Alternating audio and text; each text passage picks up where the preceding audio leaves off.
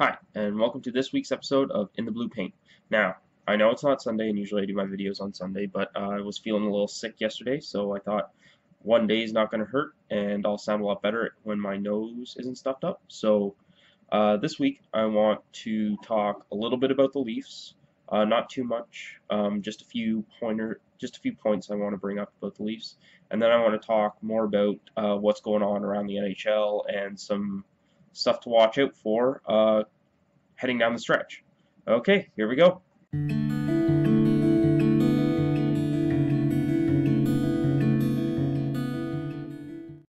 All right, so let's start with the Leafs stuff and get that out of the way. I just want to talk a little bit about some of the things that I've noticed in the last couple weeks about the Leafs. Some positives. I'm going to try and stay positive because we're getting into rebuild, so there's going to be a lot of negatives, but I want to talk about positive stuff. So I want to first mention the impressive play, in my view, of Morgan Rielly and Jake Gardiner. Now, um, have they been perfect? No, but I think both of them have really stepped up and especially Morgan Rielly, he's contributed a lot more offensively lately, and I think that's really positive in his development.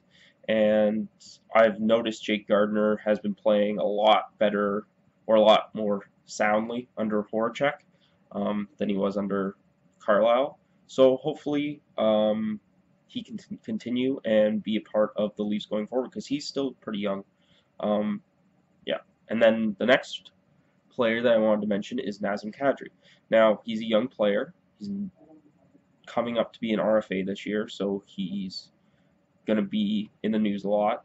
Um, he's obviously a valuable trade asset, but I think he's young enough that you need to keep him around because, first of all, as we've seen with the Oilers rebuild, is that if you don't keep enough guys that are going to be, in their prime when your draft picks start to develop, then you can't really put together a team that's going to contend for the playoffs. And I think Nazem Kadri is one of those players that's in that age range that in 3 years or so, 3 or 4 years, when the Leafs rebuild is in those final few years before they start really becoming a contender, he's going to be in his prime and he's going to be an important piece to this Leaf team. And I think he's really undervalued sometimes by Leafs fans. Um, he's been great at even strength this year, although he hasn't been putting up the power play points, but he's not always playing with top talent on the second power play unit. Um, he's on pace for 21 goals and 49 points, which isn't great, but it's still very good for a young player. He's going to get better. He's just starting to enter his prime, and he's actually on pace for 17 even strength goals this year. So if he gets some more power play time or some more, he can put up good numbers. He could be a 25 to 30 goal scorer in his prime and possibly a 60 to 7 point guy, which if you end up using him as a second line center is a pretty good second line center for the future. So I think I think we need to give him some credit for playing well at even strength. He's also one of the only Leafs who's a positive even strength Corsi player throughout this whole season. Um, so that's important to note too.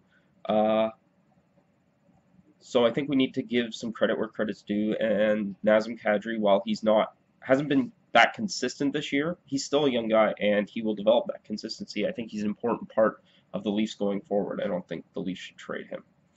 Okay, and the last thing I want to say about the Leafs is I want to talk about Daniel Winnik. Um, I really like the way he's played this year. Unfortunately, the Leafs brought him in at a time where they now need to rebuild, and he's going to get moved on, which I think is great for him. He can go to a contender and hopefully get into the playoffs, maybe win a cup. So that's the Leafs portion of this video over. So if you're only interested in what the Leafs are doing, then you can stop watching now because I'm going to talk a little bit about some other stuff going on in the NHL or what I think is going to be interesting going down the stretch. Now, the Eastern Conference right now is pretty much set in terms of playoff positions. The only two teams that I can see realistically having a shot at finding their way into a playoff spot are Florida and Philly.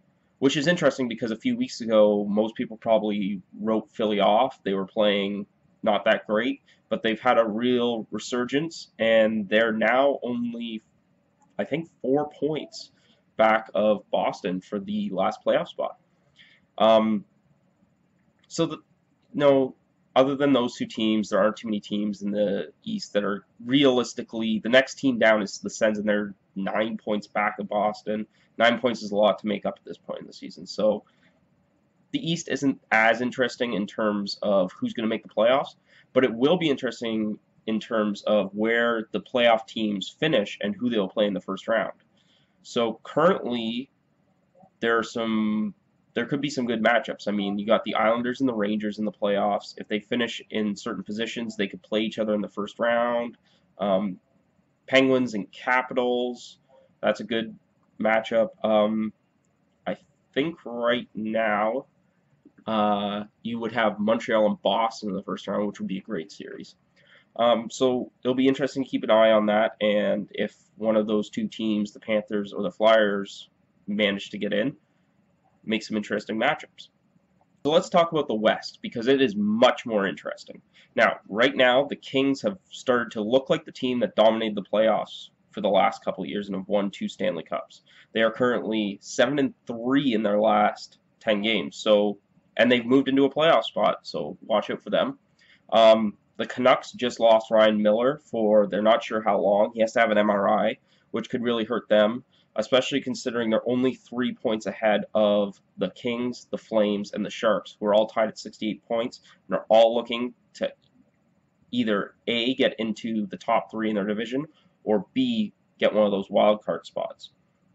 Now, the Sharks haven't been playing that great the last 10 games. They're 3-6-1, but the Flames are 6-3-1, and as I mentioned, the Kings are 7-3-0. So they're all at 68 points, and they've all played a slightly different amount of games. So that's basically created the seeding that they're in right now. But that's going to be a real interesting division and race to watch down the stretch. If the Kings keep playing the way they're playing, they could easily move up past the Canucks, especially if they struggle without Miller. And if the Canucks start to drop off a bit, they're only 3 points ahead of the Flames and Sharks, so they could easily drop out of the playoffs altogether if they go through some struggles. So it'll be interesting to see how those teams play down the stretch and if they make any moves to try and bolster their lineups in order to try and get in. Okay, I think that's enough for this week.